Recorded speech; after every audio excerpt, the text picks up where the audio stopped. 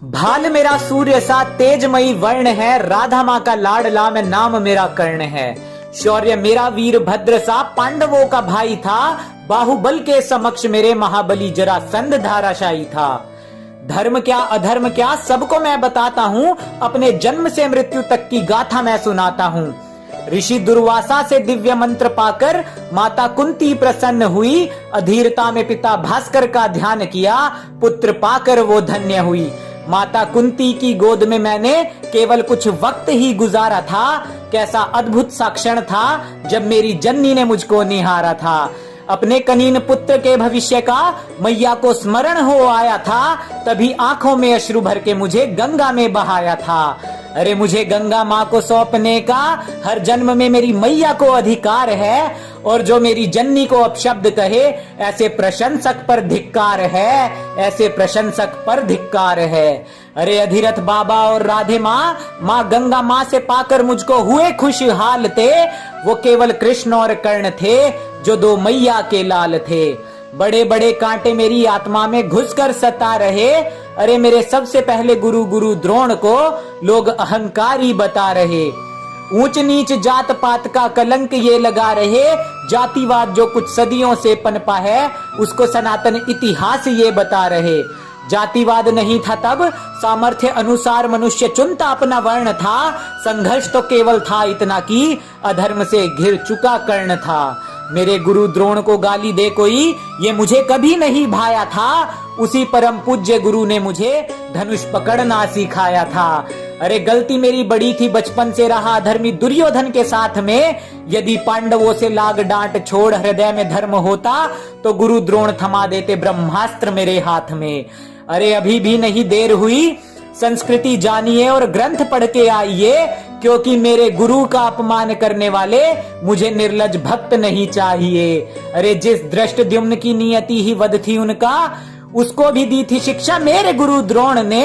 पाप उनका भी था यही कि दुर्योधन के अधर्म पर वो खड़े रहे मौन थे। भूल से सीख ले लो मेरी फिर से, मैंने भविष्य की सभी संभावनाओं को विफल किया। एक गुरु को त्याग दिया और जाकर दूजे से छल किया। गुरु परशुराम का श्राप हम सबको ये सिखाता है, छल और असत्य से प्राप्त ज्ञान काम नहीं आता है। मिला ज्ञान गुरु परशुराम से, पूरे आर्यवर्त में मैंने नाम किया। मेरे अतुलित शौर्य को स्वयं जरासंध ने प्रणाम किया। जब युद्ध में करता था तो नवग्रह रुक जाते थे, स्वयं नभ में पिता भास्कर मेरे तीरों से छुप जाते थे। अरे सूर्य नारायण का अंश था पर युद्ध में मैं रुद्र था।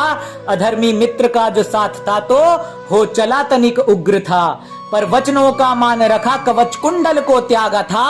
अरे भास्कर पिता का परामर्श था तो इंद्र से शक्ति अस्त्र को भी मांगा था।